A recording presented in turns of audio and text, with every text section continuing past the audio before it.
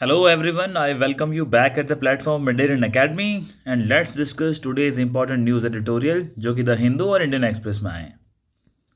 तो सबसे पहली और इम्पॉर्टेंट न्यूज़ वो आज एक इंडियन एक्सप्रेस के पेपर में जो फॉरेन पॉलिसी को लेकर के है उसको एक्सप्लेन किया है। बहुत अच्छा एडिटोरियल है जो पिछले 2 महीने से रशिया यूक्रेन के युद्ध को लेकर के यूएसए का स्टैंड है, यूक्रेन का जो स्टैंड है, रशिया का स्टैंड है, भारत का स्टैंड है, इन सारी चीज़ों को दिखाते हुए इन्होंने बताया कि किस प्रकार से जो हमारा अटलांटिक के दोनों तरफ एक ज़माने में यूएसए और पश्चिमी यूरोप के राष्ट्रों के बीच में जो अच्छे संबंध थे वो किस प्रकार ब्रिंक हो रहे हैं।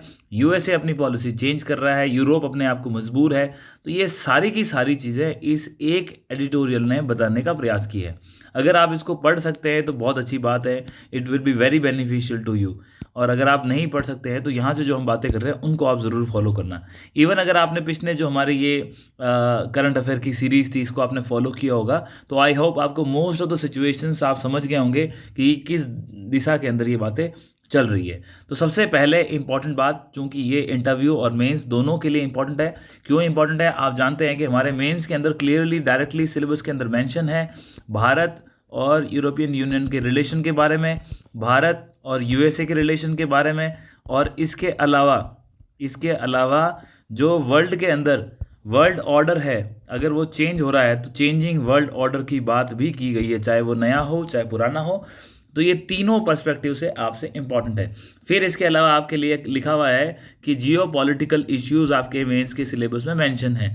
ठीक है, तो ये सारी की सारी चीज़ें आपके एक टॉपिक, 2 टॉपिक, 3 टॉपिक और 4 टॉपिक, तो इन चारों टॉपिक के अंदर ये चीज़ें कवर होती है और इसका इनडायरेक्ट इम्पैक्ट आपके इकोनॉमिक रिलेशंस के ऊपर ही पड़ता है। तो आपका इकोनॉमी का जो चैप्टर है वहाँ पर भी चीज़ें रिफ्लेक्ट होती है और इसने हमारी फॉरेन पॉलिसी को बदला है और फॉरेन पॉलिसी के आयाम भी हमारे सिलेबस के अंदर लिखे हुए हैं। फॉरेन पॉलिसी ऑफ इंडिया, ये आप अगर जाएं मेंस का सिलेबस देखोगे तो आपको क्लियरली दिखेंगे। और चूंकि ये चीज़ क्या है अभी बातों में बनी हुई है, जिनका इंटरव्यू है और जो इंटरव्यू को आगे आने वाले समय में फेस करेंगे, तो मेरी उनसे रिक्वेस्ट है इसको ज़रूर देखें। रीज़न क्या है? क्यों जो वहाँ पे एक्सपर्ट्स बैठे हैं वो उनकी एक धारणा होती है, अखबार पढ़ते हैं, अखबारों में जो न्यूज़ चलती है उसके बारे में ज़रूर अपना उनका मत होता है और आपसे वो जानना चाहते हैं। अब आपके पास अगर डाटा नहीं होगा, कुछ ठोस जानकारी नहीं होगी, तो आप अपनी बातों को मजबूती के साथ नहीं रख पाओगे। So to improve on that aspect आपको ये चीज़ें पता होनी चाहिए। तो सबसे पहले ये था कहाँ? इंडियन एक्सप्रेस में था और बहुत अच्छा एडिटोरियल है ये। अब इसके अंदर क्या बातें उठ के आई है, अब हम ऑलरेडी जो काफ़ी कवर कर चुके उसको हम कवर नहीं करेंगे। सबसे पहले आपको पता है कि जो ये आपका यूक्रेन है, यूक्रेन और रशिया इन दोनों के बीच में जो युद्ध चल रहा है उसको कितने साल हो चुके हैं? 3 साल हो गए। अब इस 3 साल के बाद ये हमने देखा कि एक प्रपोजल लेके आया कौन? यूक्रेन और ये यूरोप, ये दोनों मिलके प्रपोजल कहाँ लेके आए? यूनाइटेड नेशन के अंदर। और इन्होंने इस प्रपोजल को लाके क्या प्रयास किया? इन्होंने प्रयास किया कि हम रशिया की निंदा करेंगे और प्रयास करेंगे विश्व के अंदर रशिया के जो एफर्ट्स हैं वो खत्म हो जाएं और शांति से युद्ध खत्म हो जाए। अब इसमें क्या हुआ? ये प्रपोजल रिजोल्यूशन था वो पास हुआ, यस पास हुआ, लेकिन इस पास होने के साथ में ये जो यूएसए है जो कि नॉर्थ अमेरिका का एक बहुत बड़ा राष्ट्र है, तो यूएसए ने क्या किया? इसमें रशिया का समर्थन दिया, रेजोल्यूशन पास हो गया हालांकि, लेकिन इससे यूएसए की जो पॉलिसी उसमें बदलाव देखने को मिला। फिर इसके बाद यूएसए खुद एक रेजोल्यूशन लेके आया, उसने बोला शांति की स्थापना के लिए हमें इस युद्ध को खत्म करना चाहिए, तो उसके अंदर भी उसने वोट किया। 2 रेजोल्यूशन थे, दोनों पास हो गए, वो इतना इंपॉर्टेंट नहीं है, लेकिन जो पॉलिसी और जो चेंज हो रहा है वर्ल्ड ऑर्डर उसके लिए इंपॉर्टेंट है। आप जानते हैं ये अटलांटिक ओशन है, इसमें कोई शक नहीं है, और इसी अटलांटिक ओशन के दोनों तरफ, एक तरफ तो नॉर्थ अमेरिका कंट्री जिसमें स्पेशली यूएसए और इस तरफ यूरोप, इन दोनों ने अपने संबंधों को मजबूत किया और इसके लिए इन्होंने अटलांटिक चार्टर साइन किया था। और इसके तहत उनका प्रयास था कि जो पश्चिमी यूरोप है और अमेरिका है इन दोनों को आपस में जुड़ करके जो रशिया है या सोवियत संघ है उसको रोकना है। और ये जब साइन किया, इसका मिलिट्री प्रारूप हमको नाटो के रूप में देखने को मिलता है, नॉर्थ अटलांटिक ट्रीटी ऑर्गेनाइजेशन। क्यों बोला नॉर्थ अटलांटिक? ये अटलांटिक ओशन, ये नॉर्थ अटलांटिक है, ये साउथ अटलांटिक है। नॉर्थ अटलांटिक के देश इनके जो साथ में आपस में संधि हो रखी है उस ऑर्गेनाइजेशन का नाम क्या है? नाटो। वर्तमान में 32 देश हैं इसके अंदर, और यहाँ से आप जानते हैं ये वाले देश हैं स्वीडन, फिनलैंड, ये भी जुड़ चुके हैं। यूक्रेन अब लगता है इसमें नहीं आएगा, बात खत्म। और यूक्रेन की जो युद्ध है वो इसीलिए शुरू हुआ था कि वो नाटो को ज्वाइन करना चाहता था। ये आर्टिकल बोल रहा है कि अब देखो ये जो अटलांटिक ओशन को लेके जो यूएसए की पॉलिसी थी उसमें चेंज आ गया। अब चेंज आने से सबसे बड़ी प्रॉब्लम किसके लिए होगी? यूरोप के लिए। यूरोप को अपनी पॉलिसी चेंज करनी पड़ रही। अगर आपने न्यूज़ को फॉलो किया हो तो कल भी मैंने बोला था आपको कि हमारा 2 राष्ट्रों के साथ फ्री ट्रेड एग्रीमेंट की बात चल रही है, एफटीए फ्री ट्रेड एग्रीमेंट, जिसके अंदर कल हमने ये बात करी थी, कल एडिटोरियल डिस्कशन के अंदर फ्री ट्रेड एग्रीमेंट में 2 राष्ट्रों का नाम लिया था। एक हमने बोला था यूके, यूनाइटेड किंगडम यानी कि इंग्लैंड, और दूसरा जो हमने बोला, यूके और इंग्लैंड में थोड़ा फर्क है। जो यूके है वो ग्रुप ऑफ कंट्रीज है जिसके अंदर स्कॉटलैंड आता है, यूके आता है, और जबकि इंग्लैंड है वो स्पेसिफिकली यूके का एक सब पार्ट है। थोड़ा सा इसके बारे में पता होना चाहिए। ग्रेट ब्रिटेन है वो भी एक अवधारणा है, तो गूगल पे सर्च करना, आपको ये छोटी बेसिक जानकारी वहाँ से मिल जाएगी। अब फ्री ट्रेड एग्रीमेंट यूके के साथ बात चल रही है, और यूरोपियन यूनियन की मैंने बात करी थी कि आने वाले समय के अंदर आपको यूरोपियन यूनियन के अंदर भी इंपॉर्टेंट डिस्कशन होते हुए दिखाई देंगे। तो अब क्या हुआ है, अब जो यूरोपियन कमीशन है उसकी प्रेसिडेंट है वो भारत आ रही है। कब? नेक्स्ट हफ्ते। तो इससे मालूम चल गया आपको कि हम जिस धारा में बात कर रहे हैं वो बिल्कुल सही है। अब यूरोपियन यूनियन भी आके क्या बात करेगा? वो भारत में आके बात करेगा ट्रेड को लेकर के, इन्वेस्टमेंट को लेकर के, फ्री ट्रेड एग्रीमेंट के बारे में। अब कौन आया, आने वाला कौन है एक हफ्ते बाद? तो यूरोपियन कमीशन की प्रेसिडेंट आएगी, उर्वा वैन डेर। तो अब आपको जब वो आती है उसके साथ क्या न्यूज़ चलती है उनको भी फॉलो करना है। ये इवेंट 1-2 दिन में ख़त्म नहीं होने वाले, ये बातें कम से कम अगस्त, सितंबर, अक्टूबर तक चलेगी। आज समझ लोगे ज़्यादा अच्छा रहेगा, वरना बाद में दिमाग में जोर लगाते रहोगे, कहीं किसी मैगजीन से पढ़ोगे, फिर पता नहीं वहाँ समझ में नहीं आएगा, बोला क्या हुआ नहीं हुआ। जब चेन ऑफ इवेंट आपके साथ चल रहे हैं, समय के साथ चलती हुई चीज़ों को याद करके बड़ी आसानी से हम उनको कंठस्थ कर सकते हैं। ठीक है, तो अब यूरोपियन यूनियन भारत इसलिए आ रहा है कि अब यूरोप बोल रहा है कि देखो यूएसए ने तो हमारा साथ छोड़ दिया, अब बचा क्या? अब हमें विश्व की जो बड़ी बड़ी शक्तियां हैं उनके साथ, जो उभरती हुई ताकत है उनके साथ संबंध बनाने की जरूरत है। तो एक तो चाइना है और एक इंडिया है।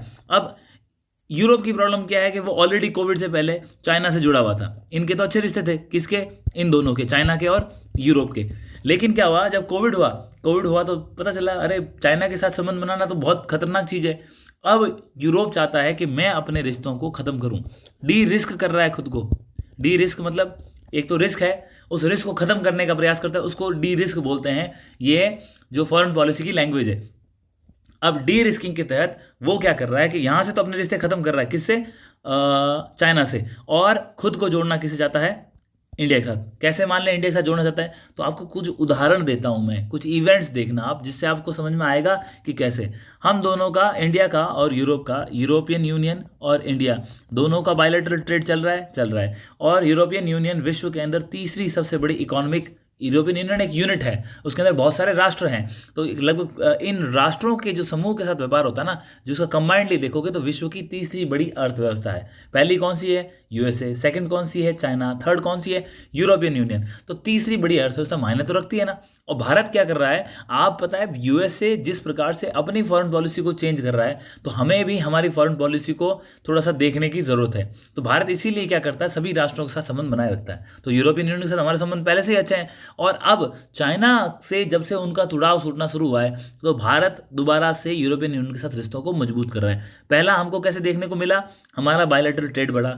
दूसरा उदाहरण क्या है, G20 की मीटिंग हुई होगी, तो वहाँ पे यूरोपियन यूनियन की हमने बिल्कुल हेल्प ली, और इनकी सहायता से हम एक जो 18 सबमिट हुआ था 2023 के अंदर, उसमें हम एक वो कंक्लूसिव स्टेटमेंट लेके आ सके। क्योंकि G20 के अंदर क्या होता है ना, आपको सभी राष्ट्रों को संतुष्ट करने के बाद ही आप कोई संयुक्त उद्घोषणा कर सकते हो, अपना एक कंप्लीट जो आपका जजमेंट है या फिर आपका स्टेटमेंट है उसको प्रोनाउंस कर सकते हो। तो हमने इन सबको साथ में लेके आने में यूरोपियन यूनियन का साथ लिया हमने, क्योंकि रशिया यूक्रेन का वो युद्ध चल रहा था।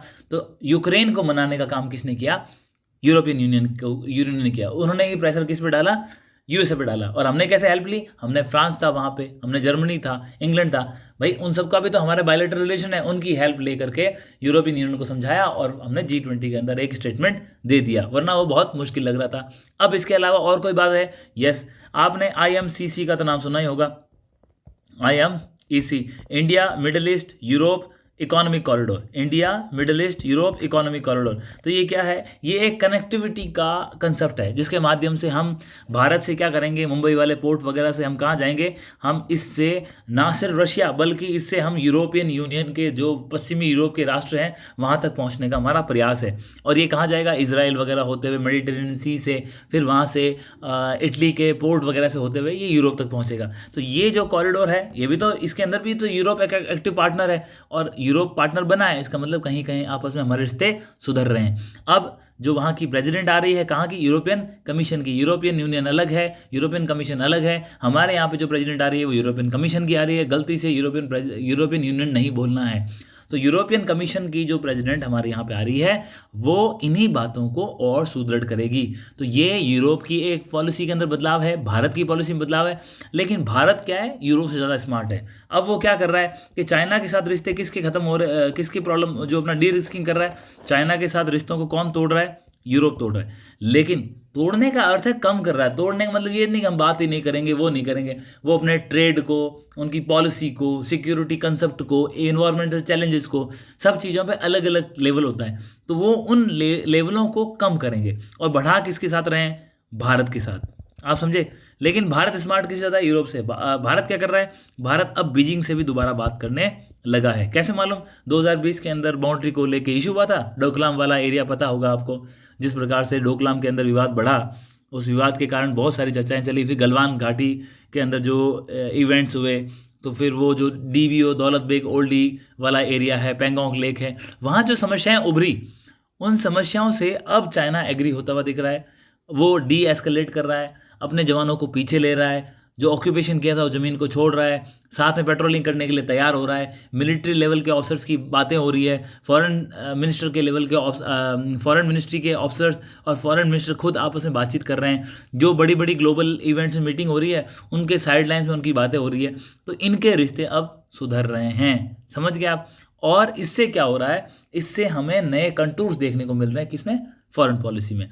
यही बातें इस एडिटोरियल में बेसिकली करी, जो हमने पहले कवर नहीं करी, हमने उन्हीं बातों को किया है। उन बातों को रिपीट इसलिए नहीं किया, अगर किसी को लगता है कि वो बातें वो नहीं सुन पाया, नहीं समझ पाया, तो हमारा जो प्रीवियस डिस्कशन है उसमें आप उसको जाकर के देख लें। 4 या 5 दिन के डिस्कशन में आपको सारी थीम समझ में आ जाएगी। आगे बढ़े फिर नेक्स्ट एडिटोरियल की तरफ। नेक्स्ट है नक्शा। अब नक्शा क्या है, तो सबसे पहली बात, जो इस बार का बजट आया था ना, केंद्र सरकार के बजट की बात कर रहा हूं मैं। जो केंद्र सरकार का बजट आया था, इस केंद्र सरकार के बजट के अंदर नक्शा योजना की घोषणा की गई थी। अब नक्शा है क्या, नक्शा का जो फुल फॉर्म है, ये पहली बात तो ये क्या है, ये है national geo spatial knowledge based land survey of urban India. आप समझ गए, of urban India, sorry urban habitat होगा, अर्बन हैबिटाट्स। यानी कि हम क्या करेंगे, हम जियो स्पेशल सर्वे करेंगे। किसका करेंगे, हम करेंगे ज़मीन का। कौन सी ज़मीन का, जो अर्बन हैबिटाट की है उसकी। क्यों कर रहे हो आप, आपको पता है कि बहुत सारी समस्याएं होती है शहरों के अंदर। क्या समस्याएं, जैसे एक तो प्रॉपर्टी को लेके विवाद होता है, सबसे बड़ी बात तो ये, उसकी प्रॉपर्टी के विवाद होते हैं। दूसरा, शहरों के अंदर जो प्रॉपर्टी होती है ना, उसके अंदर टैक्स का कलेक्शन बहुत पूरा है, जिसके कारण जो म्यूनसिपल काउंसिल्स है, उनकी जो फाइनेंशियल पोजीशन है वो बड़ी ही वीक है। तो ये इंप्रूव करने के लिए यदि आपके पास लैंड बेस्ड सर्वे होगा, तो आप जो प्रॉपर्टी के ओनरशिप सही ढंग से ले सकते हो, टैक्स का कलेक्शन कर सकते हो, उससे आपके रेवेन्यू के रिसोर्सेज को बढ़ा सकते हो। इससे क्या होता है ना, प्लानिंग अच्छी हो जाती है। तो कहीं ना कहीं आपने देखा होगा कि भारत के अर्बन शहर है ना, उसके अंदर प्लानिंग बड़ी खराब है। तो अब क्या प्लान है सरकार का, कि ऐसा है, जो टायर 2 और टायर 3 सिटीज़ हैं, भाई टायर 1 सिटीज़ तो ऐसी है ना जो आपको डेवलप हो गई मोस्टली, जैसे बैंगलोर है, करना आपके हैदराबाद है, फिर आपका चेन्नई है, मुंबई है, जयपुर है, दिल्ली है। तो ये शहर, लखनऊ है, ये तो डेवलप हो रहे हैं या ऑलमोस्ट हो चुके हैं। लेकिन जो टायर 2 टायर 3 सिटीज़ हैं, उसके अंदर भी तो आने वाले समय में पोटेंशियल आएगा। तो उनको कैसे सुधारें, उसके लिए बोला कि नक्शा इनिशिएटिव लेके आए। बजट के अंदर घोषणा थी, कंप्लीटली केंद्र सरकार इसके ऊपर खर्चा कर रही है। और करेगी क्या, सैटेलाइट की सहायता से ग्राउंड के अंदर ऑफिशियल जा करके वेरीफाई करेंगे, फिर लोगों से ऑब्जेक्शन लेंगे। ये सब करके, ये इनिशिएटिव का पूरा नाम है, जिसके माध्यम से ये फिर लास्ट के अंदर जिसकी जो प्रॉपर्टी है उसको उसका टाइटल भी दे देंगे। जैसे इन्होंने स्वामित्व योजना चलाई थी गाँव के अंदर, सेम उसी प्रकार से शहरों के लिए नक्शा योजना चलाई है। आपको ये कहानी समझ में आ गई होगी। ये भी इंडियन एक्सप्रेस के अंदर न्यूज़ आई थी, जो हमने बात कर ली।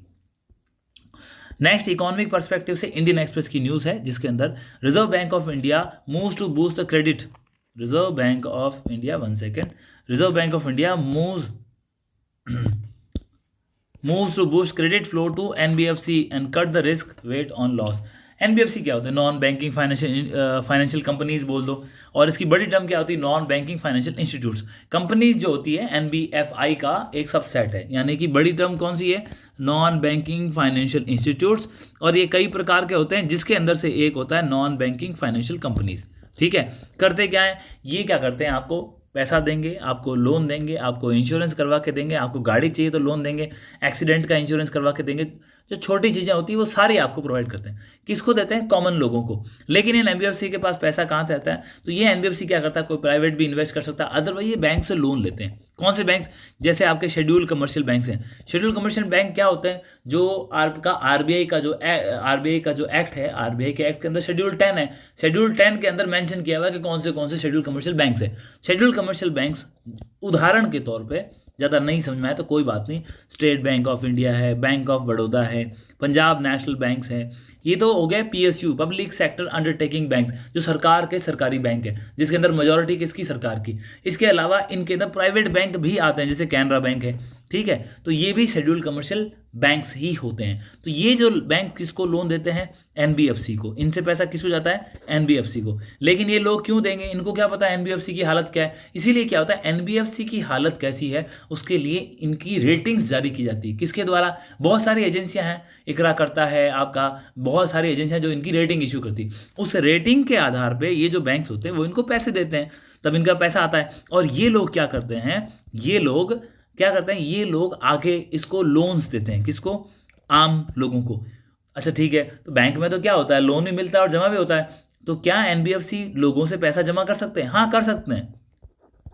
ये आम लोगों से एनबीएफसी पैसा लेकर के जमा कर सकते हैं, खुद के पास रख सकते हैं और उसको फिर लोन भी दे सकते हैं। परंतु प्रॉब्लम क्या है, इनकी लिमिट कम है। ये मैक्सिमम 5 साल से ज़्यादा समय के लिए पैसा नहीं ले सकते। उसके बाद जो ये पैसा लेंगे ना, 2 प्रकार का पैसा जमा होता है बैंक के अंदर। एक को बोलते हैं डिमांड डिपॉजिट और एक को बोलते हैं टाइम डिपॉजिट। डिमांड का मतलब क्या होता है, मांग, और टाइम का मतलब क्या होता है, समय। डिमांड डिपॉजिट का मतलब क्या है, डिमांड मैं जब भी मांगू, अब मैं कस्टमर हूँ, सपोज मैं कस्टमर हूँ बैंक का, और मुझे जब भी पैसा चाहिए, जब मैं मांगूंगा, तो ये बैंक की जिम्मेदारी है कि वो मुझे पैसा देगा। तो जैसे ही मैंने बैंक गया, वर्किंग डे होना चाहिए, ऐसा नहीं संडे को जाके मांग लो, संडे को कोई नहीं देगा। बैंक हॉलीडे नहीं है, आप बैंक में जाओ, आपके अकाउंट में आपने पैसे डिपॉजिट कर रखे हैं, आप जाओगे, डिमांड पेपर होता है जिसको आप फॉर्म फिलअप करते हैं, उसको डिमांड पेपर बोलते हैं। आप डिमांड दोगे, बैंक आपको इमीडिएटली पैसा देगा। It is within your right कि bank has to give your money, वो बैंक डिनाई नहीं कर सकता। तो इसको बोलते हैं डिमांड डिपॉजिट। अब एक होता है टाइम डिपॉजिट। आपने बैंक को पैसे दे दिए और बोला सर मेरे को 4 साल से पहले पैसे नहीं चाहिए, मुझे 6 महीने से पहले पैसे नहीं चाहिए, मुझे 30 दिन से पहले पैसे नहीं चाहिए। तो ये सब होता है टाइम डिपॉजिट। उदाहरण के तौर पे आप एफडी करते हो, फिर जो एफडी कराते हैं या फिर आप रिकरिंग डिपॉजिट आरडी करवाते हैं, उसमें क्या होता है, ये 1 साल की एफडी, ये 2 साल की एफडी है, ये 89 डेज की एफडी है। तो उसके अंदर जो आप पैसा कराते हो वो क्या होगा, आपका टाइम डिपॉजिट। तो टाइम डिपॉजिट एनबीएफसी ले सकता है, डिमांड डिपॉजिट नहीं ले सकता है। एक कोई भी शेड्यूल कमर्शियल बैंक्स है वो दोनों ले सकता है, लेकिन जो एनबीएफसी होगा वो सिर्फ और सिर्फ क्या ले सकता है, टाइम डिपॉजिट। इससे होगा क्या, अरे उसके पता होगा कि मुझे 6 महीने से पहले किसी को पैसे नहीं देने, तो वो उन पैसों को किसी को लोन दे करके इस्तेमाल कर सकता है। और मैक्सिमम कितने साल तक का टाइम डिपॉजिट का पैसा ले सकता है, तो 5 साल से ऊपर का पैसा नहीं ले सकता है। क्या वो क्रेडिट कार्ड इश्यू कर सकता है, क्रेडिट कार्ड नहीं इश्यू कर सकता। तो और क्या कर सकता है, वो चेकबुक इश्यू करेगा, वो चेकबुक भी इश्यू नहीं करेगा। क्योंकि चेकबुक क्यों होती है, आपके डिमांड डिपॉजिट को मेंटेन करने के लिए। कभी आपने देखा आपकी चेकबुक के अंदर आपकी क्या कहते हैं अपना, जो चेकबुक के अंदर इनकी एंट्री होती हुई टाइम डिपॉजिट की। तो ये कुछ फीचर्स हैं एनबीएफसी के। अब आरबीआई ने क्या किया है, आरबीआई ने जो मैंने बोला ना, इनको पैसा बैंक्स देगा, तो बैंक क्या देखेगा, रेटिंग देखेगा। भाई जैसे आपका सिविल का स्कोर होता है, आप जाते हो सर मेरे को पर्सनल लोन चाहिए, बैंक में आप जाओगे, बैंक वाला आपको ऐसे दे देगा, नहीं, वो आपका सिविल का स्कोर चेक करेगा। जैसे ही आपका सिविल का स्कोर दिखेगा, ओके इनकी रेपुटेशन अच्छी है, इन्होंने आज से पहले कोई फ्रॉड नहीं किया है, इन्होंने अगर पैसे लिए तो टाइम से दिए, तो बैंक क्या करेगा, सिविल का स्कोर देख के यस हम आपको पैसे दे देंगे, तो बैंक आपको पैसे देता है। वैसे ही इनकी जो एक्सटर्नल एजेंसीज होती है जो इनको रेटिंग देती है, उसके आधार पर शेड्यूल कमर्शियल बैंक इनको पैसे देते हैं। आरबीआई हमेशा सेफ चलता है, क्योंकि आरबीआई एक रेगुलेटर है, और रेगुलेटर का काम भी होता है कि मुझे ध्यान रखना है कि चीज़ें ना बिगड़े। आरबीआई क्या करता है, आरबीआई ने कहा रुको, एनबीएफसी को पैसा दे रहे हो तुम एक्सटर्नल रेटिंग के आधार पे, लेकिन कहीं ये एक्सटर्नल रेटिंग बायस तो नहीं है, कहीं इससे बाद में प्रॉब्लम तो नहीं आ जाएगी। तो वो क्या करता है, कुछ ना कुछ एक रिस्क वेट होता है वो लगा के रखता है एनबीएफसी के ऊपर। तो आरबीआई ने साल 2023 के अंदर ना 25% बेसिस पॉइंट ना 25% पॉइंट्स जो इसकी क्रेडिट रेटिंग, जैसे मान लो क्रेडिट रेटिंग किसी की 100 आई, आरबीआई ने बोला इसका 25% और बढ़ाओ, 125 कर दो इसकी, अब 125 के आधार पर लोन दो। तो जैसे ही आरबीआई जब क्रेडिट रिस्क बढ़ाता था तो उसकी लोन देने की क्षमता जो थी वो कम हो जाती थी, पैसे भी कम ले पाता था वो, तो आगे लोन भी कम ही दे पाएगा। अब प्रॉब्लम क्या हुई कि एनबीएफसी को पैसा नहीं मिल रहा था। किससे नहीं मिल रहा? एनबीएफसी को पैसा नहीं मिल रहा था इन बैंक से। भाई आंकड़े तो आते ना, आंकड़े दिखा रहे थे कि डिक्लाइन हो रहा है, जैसे जीडीपी के आंकड़े आते हैं वैसे, तो देखा तो इनकी डिक्लाइन हो रहा है। जब इनके डिक्लाइन होने लगे तो रिजर्व बैंक ऑफ इंडिया ने बोला नहीं, हमको क्रेडिट फ्लो तो बढ़ाना पड़ेगा। क्यों बढ़ाना पड़ेगा? आप जानते हो विश्व प्रोटेक्शनिज्म की पॉलिसी अपना रहा है। अब अगर आरबीआई ही पैसे रिलीज नहीं करेगा, अभी आपने रिसेंटली देखा होगा मॉनेटरी पॉलिसी कमेटी आई, मॉनेटरी पॉलिसी कमेटी के अंदर रिजर्व बैंक ऑफ इंडिया ने क्या किया? मॉनेटरी पॉलिसी कमेटी ने बोला ठीक है, हम हमारी जो रेपो रेट है उसको, रेपो रेट को 25 बेसिस पॉइंट कम करते हैं। इससे होगा क्या? जब 25 बेसिस पॉइंट आपने रेपो रेट कम की, लोगों के पास ज़्यादा पैसा पहुंचेगा, कम इंटरेस्ट रेट पहुंचेगा, फिर लोग उसको कंज्यूम करेंगे, इकोनॉमी में शायद बूस्ट आ जाए, ऐसा एक सोचना है। इस आधार पे काम किया। अब एनबीएफसी में भी इन्होंने जो रिस्क वेट था वो कम कर दिया। कितना कम किया? 25% पॉइंट। अब इससे क्या होगा? अब ये ज़्यादा लोन ले पाएंगे, किससे? बैंक से। और फिर ये किसको लोन दे पाएंगे? आम नागरिक को। तो आम नागरिक के पास पैसा आसानी से आएगा, वो भी खर्च करने की उसका क्षमता बढ़ेगी, तो शायद इकोनॉमी में रिवाइवल आ जाए। तो ये आरबीआई का जो मूव है एनबीएफसी से। अब ये एनबीएफसी आपके डायरेक्टली सिलेबस में मेंशन है और न्यूज़ के अंदर है, और इकोनॉमी को किस प्रकार रिवाइव हो रहा है एक लार्जर कंटेक्स्ट के अंदर हमने बात करी। जो टॉपिक हमारे पर्टिकुलरली दोनों सेगमेंट्स के लिए इंपॉर्टेंट है वही हम डिस्कस कर रहे हैं। और दूसरी बात, प्रीलिम्स के अंदर जो सवाल इस बार आए आपने देखा होगा क्लियरली, सवाल तो करंट से ही आते हैं, तो अब उसके हिसाब से आप देख लो कि कैसे आपको अपनी अंडरस्टैंडिंग बनानी है। नेक्स्ट न्यूज आई है, हाईकोर्ट का एक जजमेंट या रूलिंग आई है, और वो किसको लेकर के है? वुमेन्स को जो अरेस्ट किया जाता है उसके आधार पे। सबसे पहली बात, जनरली हम ये मानते हैं कि रात के समय, मतलब कि जैसे ही आपका सनसेट हो गया, क्या हो गया? जैसे ही आपका सनसेट हो गया, आफ्टर सनसेट, सूर्यास्त के बाद और बिफोर सनराइज, सूर्यास्त से पहले आप किसी महिला को गिरफ्तार नहीं कर सकते, ये पुलिस के पास अधिकार नहीं है, ऐसा जनरली माना जाता है। पुलिस भी इसी धारणा पे काम करती है। अब जो रूलिंग आई है ना, ये कोर्ट, हाई कोर्ट की, एक केस के संदर्भ में थी, और ये केस कहाँ चल रहा था? तमिलनाडु के अंदर, मदुरई हाई कोर्ट है वहाँ का, उसके अंदर ये केस चल रहा था। अब वहाँ पे जो हमारा नया लॉ है जिसको हमने रिफाइन किया, भारतीय न्याय संहिता 2023, उसके आधार पे कोई पिटीशन लगा था, केस हुआ था, केस में एफआईआर लॉन्च हुई, और उसने बोला मुझे रात को अरेस्ट कैसे कर लिया। तो यहाँ पे हाईकोर्ट ने रिमार्क्स दिया, देखो ये पुलिस आपको अरेस्ट नहीं करती है, लेकिन सोचो कि यदि रात के समय एक्चुअली अरेस्ट करने का प्रोसीजर क्या होता है। यदि किसी को अरेस्ट करना है तो अरेस्ट करने से पहले जो पुलिस होती है उसको मजिस्ट्रेट से परमिशन लेके आनी होती है, और मजिस्ट्रेट से परमिशन लाने के बाद वो आपको अरेस्ट कर सकते हैं। तो अरेस्ट, क्योंकि आपके पास आर्टिकल 21 है, आपके पास 22 है, राइट टू लाइफ है, और आपके पास स्टेट की आर्बिट्री एक्शन से बचने के हथियार भी हैं, तो वो जो मजिस्ट्रेट से परमिशन लेके आने का तो पुलिस आपको अरेस्ट कर ही सकती है। पर सपोज क्या हुआ, रात के समय आपने कोई हीनियस क्राइम कर दिया, और हीनियस क्राइम करने के बाद मजिस्ट्रेट अवेलेबल नहीं है, तो पुलिस क्या करे भाई? अगर आपको छोड़ दे तो लार्जर पब्लिक डिस्कोर्स में, एक लार्जर पब्लिक के बेनिफिट के लिए तो नुकसान की बात होगी ना। पुलिस का काम है लॉ एंड ऑर्डर मेंटेन करना। अब हुआ क्या कि क्या हुआ, किसी कारण से ना तो मजिस्ट्रेट अवेलेबल है और रात का समय है, तो आप यदि किसी महिला को अरेस्ट नहीं करोगे, हो सकता है वो कोई और क्राइम कर दे और वो भाग जाए, एस्केप हो जाए, फिर तो पुलिस की छवि भी खराब हो जाएगी। जनता बोलेगी आप हमारी क्या सुरक्षा कर रहे हो, कि जनता को थोड़ी मालूम है कि तो लॉ के हाथ से बंधे हुए हैं इसलिए अरेस्ट नहीं कर पा रहे। अगर नहीं बंधे होते तो वो जो क्राइम कर रहा है उसको गिरफ्तार कर लेते।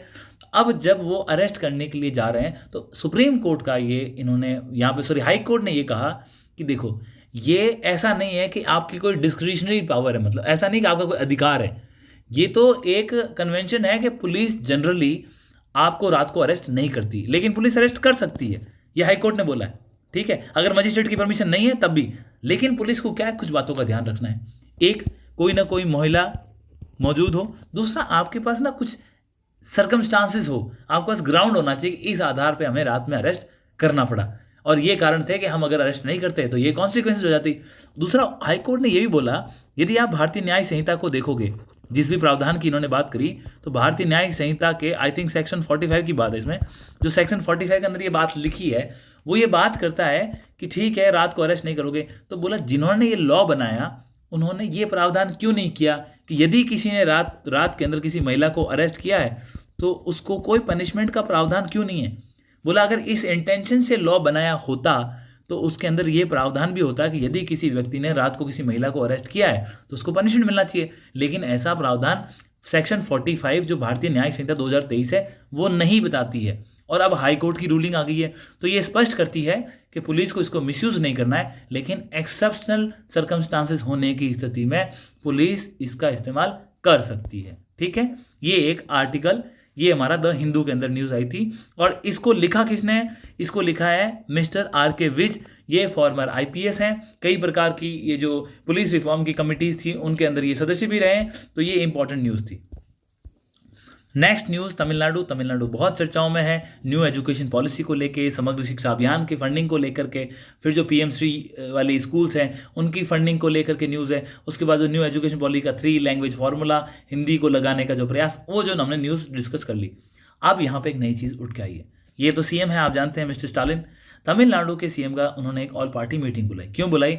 इन्होंने कहा कि जो डीलिमिटेशन की एक्सरसाइज होने वाली है, कहाँ पे होने वाली है? तमिलनाडु के अंदर। तो इस डीलिमिटेशन की कमीशन की जो एक्सरसाइज होगी, तो हमें लगता है कि शायद ये लोग क्या करें, डीलिमिटेशन की एक्सरसाइज के अंदर, इस एक्सरसाइज में अंदर जो तमिलनाडु की मेंबर ऑफ पार्लियामेंट्स की सीट्स हैं, जो मेंबर ऑफ लेजिस्लेटिव असेंबली की सीट्स हैं, उनके नंबर्स को कम कर सकते हैं। ठीक है, क्योंकि पॉपुलेशन एक आधार होता है और इन्होंने अच्छे प्रयास करके पॉपुलेशन को बैलेंस करने का प्रयास किया। हमारा यहाँ पे इस टॉपिक को डिस्कशन करने का उद्देश्य क्या है? डीलिमिटेशन कमीशन कहाँ है? तो हमारा जो संविधान है, संविधान के भाग अगर 5 में जाओगे, कौन सा भाग? भाग 5वां, उसके अंदर आर्टिकल 82 क्लियरली मेंशन करता है। वहाँ डीलिमिटेशन कमीशन नहीं लिखा, वहाँ ये लिखा है कि parliament will readjust the border after every census.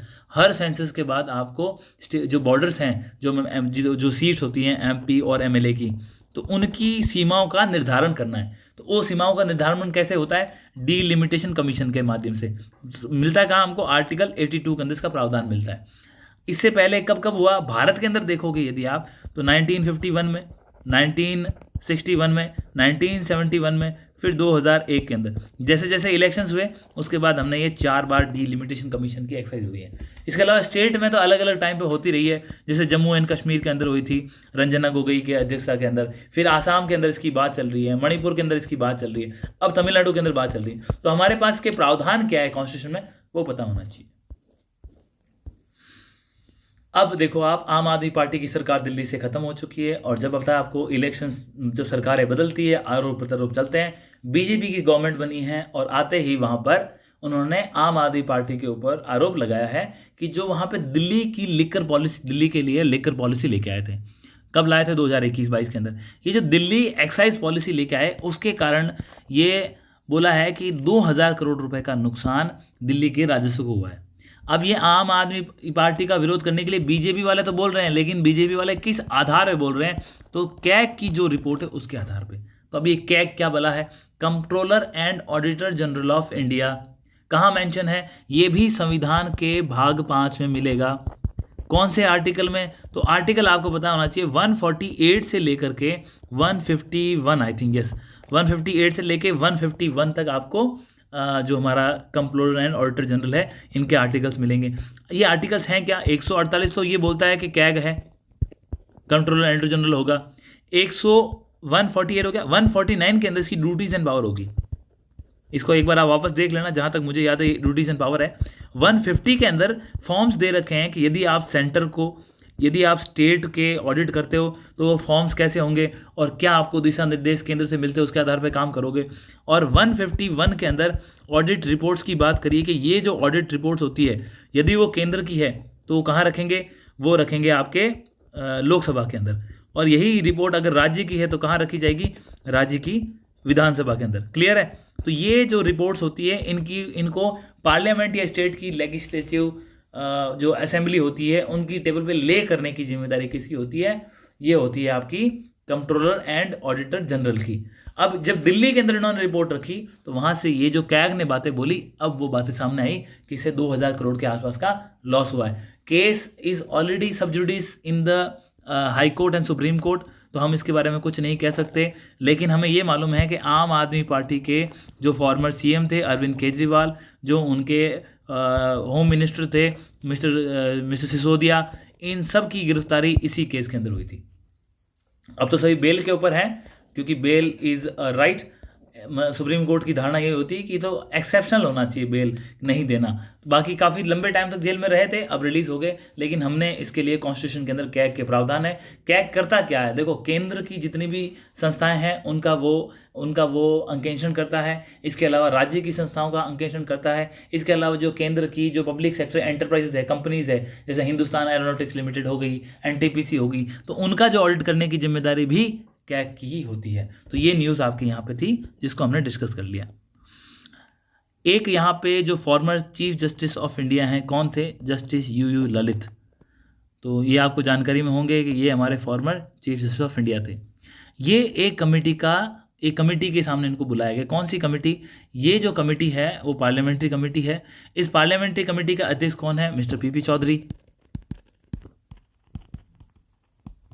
ये कमेटी कर क्या रही है? आपको पता है कि recently one nation one election के लिए मिस्टर जो हमारे फॉर्मर प्रेसिडेंट थे रामनाथ कोविंद जी की अध्यक्षता के अंदर कमेटी बनाई गई, और उसके अंदर लगभग 8 सदस्य थे। एनके सिंह साहब थे, सुभाष कश्यप जी थे, कॉन्स्टिट्यूशनल एक्सपर्ट्स हैं जिनके बारे में पढ़ते हैं, हमारी बुक्स पढ़ते हैं हम। तो ये काफ़ी लोग थे उसके अंदर। होम मिनिस्टर अमित शाह थे, गुलाम नबी आज़ाद थे। तो ये लोग, उसके फॉर्मर आपके चीफ सेंट्रल विजिलेंस कमीशन के मिस्टर संजय जी थे। तो इन सब कमेटी ने फाइनली रिकमेंडेशन दी कि राष्ट्र में किस प्रकार से वन नेशन वन इलेक्शन को लेके आया जा सकता है, क्या आपको कॉन्स्टिट्यूशन में बदलाव करने पड़ेंगे और कौन से बिल लाने पड़ेंगे। अब इन सब बातों के बाद में हमारी जो केंद्र सरकार है वो बिल लेके आई, और उन्होंने बिल ला करके कहाँ प्रोड्यूस किया? पार्लियामेंट के अंदर लेके आए। पार्लियामेंट के अंदर क्या हुआ? इसका विरोध हुआ तो दोनों ने चलो ठीक है, बात करिए, काम करते हैं। बोला इसको हम एक कमेटी को भेजते हैं, उनके पास से पहले ओपिनियन आ देते हैं। अब जो ये बिल कमेटी को भेजा गया, उस कमेटी ने फिर किसको बुलाया? जो former chief justice of India है यू ललित जी, उनसे सलाह ली कि भाई जो हम काम कर रहे हैं वो कॉन्स्टिट्यूशन के हिसाब से है या नहीं है। हालांकि उस कमेटी ने तो रिकमेंड कर दिया। अब इन्होंने जस्टिस यू ललित ने इन्होंने बताया कि आप जो ये साइमल्टेनियस इलेक्शन की बात कर रहे हो ना, हो सकता है ये पहली बात तो ये जो हिंदू के अंदर जो न्यूज़ आई है वो कोई ऑथेंटिक सोर्स से नहीं बोला गया। इन्होंने बोला हमारे किसी मतलब डायरेक्ट ना तो ये चीफ जस्टिस ऑफ इंडिया के वर्ड हैं और ना ही ये पीपी चौधरी जी के वर्ड हैं जो कमेटी के अध्यक्ष हैं। ये आए कहाँ से? उनको हिंदू के अपने सोर्सेज हैं, उनसे ये न्यूज़ आई है। न्यूज़ कहती क्या है? यू ललित जी ने अपनी बात जब रखी कमेटी के सामने, तो उन्होंने ये कहा कि आप केंद्र और राज्य दोनों को एक ही फुटिंग पे समझो, क्योंकि हमारा जो पॉलिटी का सिस्टम है वो कैसा है? फेडरल इन नेचर है। तो जितना केंद्र सशक्त है वैसे ही राज्य सशक्त है। भाई हम जानते हैं कि जब इमरजेंसी लगती है तब केंद्र पावरफुल होता है, बाकी स्थितियों में दोनों बराबर हैं। अब जब बोलते हैं कि यदि आप केंद्र का इलेक्शन करवाने के लिए राज्य के इलेक्शन के समय को आगे पीछे करते हो, तो ये एक बेसिक स्ट्रक्चर का पार्ट है। तो हो सकता है कल को सुप्रीम कोर्ट आपके इसको स्ट्रक डाउन कर दे। और बोला चलो ठीक है, आप इसमें क्या बात क्या है? इसमें ये बात है कि जब भी नेक्स्ट जब हमारे किसी लोकसभा का गठन होगा, उस वक्त राष्ट्रपति एक नोटिफिकेशन निकालेगा। राष्ट्रपति नोटिफिकेशन निकाल के बोलेगा इस तारीख के बाद से हमारे राष्ट्र के अंदर वन नेशन वन इलेक्शन लागू होगा। उससे क्या होगा? जिन राज्यों की विधानसभाओं का टेन्योर हो सकता है 2 साल और बाकी है, उनको हमें पहले ख़त्म करना पड़े। और कुछ विधानसभाओं के अंदर जिनका टेन्योर मान लीजिए 5 साल का हो गया है, तो उन्हें 1 साल और आगे एक्सटेंड करना पड़े। क्योंकि हम क्या कोशिश करेंगे कि सबका इलेक्शन साथ होने के लिए माहौल क्रिएट कर सकें, तो आपको ड्यूरेशन भी तो कम ज़्यादा करनी पड़ेगी। अब यदि आप 5-6 महीने बदलाव करते हो तो ठीक है, लेकिन यदि किसी राज्य की विधानसभा का 2 ही साल का टेन्योर पूरा हुआ है, उसके 3 साल का टेन्योर बाकी है, यानी कि एक सब्सटैंशियल हिस्सा उसका अभी भी सरकार चलाने का बाकी था, आपने उसको भंग कर दिया। इसका मतलब क्या है? You are changing the basic nature of our federal government which you do not have power to do it. ये बात यू ललित साहब ने बोली है। हो सकता है it will not stand to the test of judiciary और सुप्रीम कोर्ट। जब जुडिशियल रिव्यू होगा, जब ये आप लॉ बना करके यदि जो स्क्रूटनी होगी, तो वहाँ शायद ये स्ट्रक डाउन हो जाए। तो अब ये कमेटी के लेवल पर डिस्कस हो रहा है, क्योंकि इसमें क्या अमेंडमेंट्स आएंगे, बातें होगी फाइनल। परंतु ये ट्रांजिशन में कोई बात आई जिसकी अंडरस्टैंडिंग मैंने आपके डेवलप करने का प्रयास किया। So this is the last article for today's the news, और आई होप काफ़ी अच्छा डिस्कशन रहा होगा, हेल्थी डिस्कशन रहा। फॉलो करते रहें ऐसे, do subscribe us, and information को जितना आप फैलाओगे आपको भी फ़ायदा होगा, दूसरों को फ़ायदा होगा, क्योंकि अल्टीमेटली क्या है, जानकारी जब मिलती है, ज्ञान आप जितना उसको बढ़ाओगे फैलाओगे तो वो आपके पर्सनैलिटी को डेवलप करने में हेल्प आता है और आपकी जो वर्च्यूज़ हैं, आपकी जो गुड हैबिट्स हैं उनको दिखाता है। We will meet again tomorrow. Thank you so much. Jai Hind.